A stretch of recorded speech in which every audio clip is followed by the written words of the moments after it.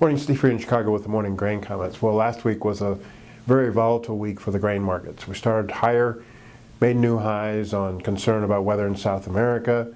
New fund money was coming in because of the possibility of a bottom in the global economies.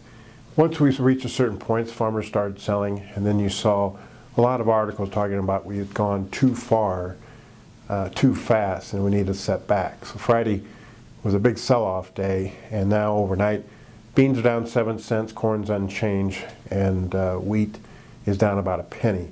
So the market now is going to be kind of feeling in the dark to see where we go from here. Obviously, if the weather is good from here, we just leak lower to new lows this summer into the fall. If we have any weather issues, we'll go back and test last week's highs.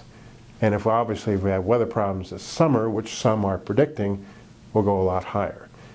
But if we look at the percentages, there's probably a 70% chance that last week's highs could be the highs for the season.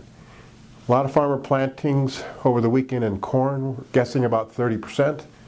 And also we'll be watching as a big storm moves across the Midwest this week, dropping anywhere from 1 to 4 inches, maybe locally heavier in parts of the plains and western Midwest.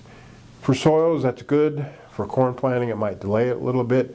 For wheat, that's good. So that continues to offer mostly a negative bias at this time unless we get into a wet pattern. Outside markets, the dollar's lower, crude's lower, Chinese stocks were lower. Some blaming the Chinese stocks lower on the big sell-off in commodities that we saw last week. As we said, the 6 to 10 day is wet and warm. Funds on Friday sold 25,000 beans, 10,000 meal, 22,000 corn, and 20,000 wheat. The surprising things about the commitment to traders was the funds almost covered their entire 170,000 short position in corn last week. So a big week, big volume week. Maybe we have a week of rest before we start churning the market again. As always, these are my thoughts and not those of ADM or ADM Investor Services. And have a safe and profitable trading day.